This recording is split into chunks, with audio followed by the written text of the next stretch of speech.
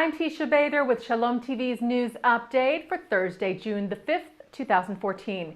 U.S. Secretary of State John Kerry reiterated the U.S. stand today regarding the new Palestinian unity government, that Washington would work with the new government, quote, as is appropriate, while closely monitoring the new unity government and its commitment to continued cooperation with Israel.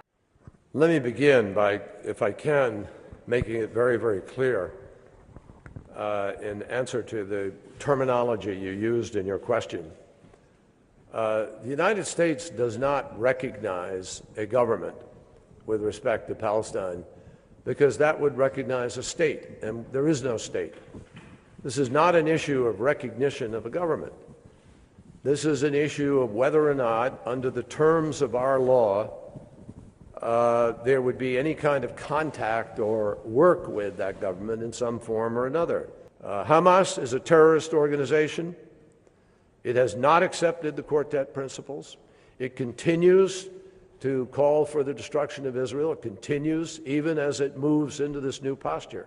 And so we are obviously going to watch closely what happens, but we will, as I've said, as needed, as long as those conditions are met that have been described, work with it in the constraints that we are obviously facing. And U.S. Ambassador to Israel Dan Shapiro echoed Kerry's sentiment. He told Army Radio today that the U.S. has not changed its stance regarding Hamas. Shapiro said, "We have no illusions about Hamas. Hamas is a terrorist organization. We have no relations with Hamas. We will not work with them. We will not give them aid. We will not work with a government in which Hamas sits." And in his remarks to Army Radio, Shapiro also commented on Israel's announcement today of new housing units over the Green Line. Israel published tenders today for approximately 1,500 housing units over the Green Line.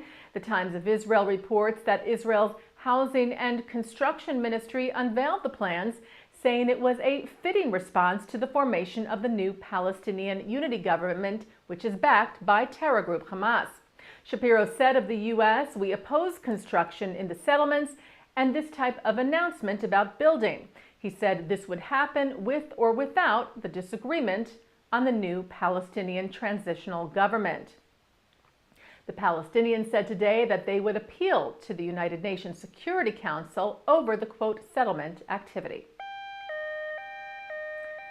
The lawyer for the suspected gunman in the fatal shooting attack last month at the Jewish Museum in Brussels denies that his client had anything to do with the attack.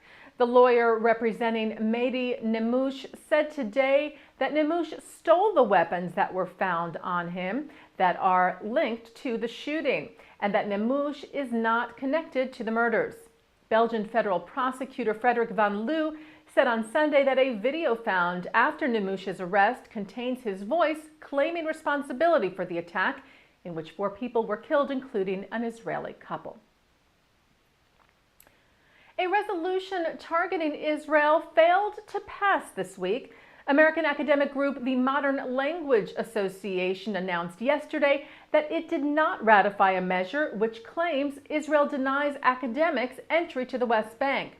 There were 1,560 votes in favor of ratification of the resolution, 1,063 votes against, but at least 10% of the full MLA membership of 23,900 is required to vote in making a resolution official. The original resolution was passed in January by the MLA's Delegate Assembly. It called on the U.S. State Department to, quote, contest Israel's denials of entry to the West Bank by U.S. academics who have been invited to teach, confer, or do research at Palestinian universities. Executive Director of the American Jewish Committee, David Harris, welcomed the MLA's rejection of the resolution this week. He said reason and truth have triumphed over the hatred and hypocrisy at the core of the BDS, Boycott, Divestment, and Sanctions movement against Israel. Harris said the MLA's rejection was yet another failure of those who have maliciously tried to use the American campus to delegitimize the State of Israel. The state of Ohio dedicated a Holocaust memorial this week on the grounds of its State House in Columbus. The Ohio Holocaust and Liberators Memorial was dedicated Monday, where speakers said it should serve to remind future generations of what evil can be and also serve as an inspiration. 1,500 people were present at the dedication of the 18-foot-high memorial, including Holocaust survivors and former American soldiers who liberated survivors from the camps. The memorial, which is made up of 2 bronze pieces forming the Star of David, was designed by prominent Polish-born architect Daniel Libeskind, himself the son of Holocaust survivors. It was proposed in 2011 by Governor John Kasich, who said he'd seen the National Holocaust Memorial Museum in Washington, but thought that wasn't enough for Ohio. He said at the time that the memorial in Columbus would teach people about man's inhumanity to man, so that lawmakers and the public will be able to understand not just the history of a time when people wouldn't stand, the fact that it's today we must stand against evil.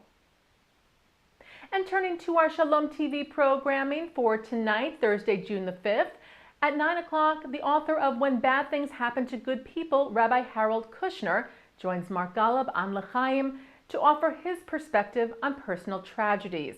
And then at 9:30, Rabbi Ed Feinstein talks at AIPAC about Jewish action.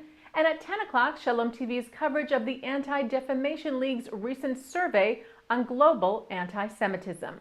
That's tonight here on Shalom TV and ShalomTV.com. And that's Shalom TV's news update for Thursday, June the 5th, 2014. I'm Teisha Bader.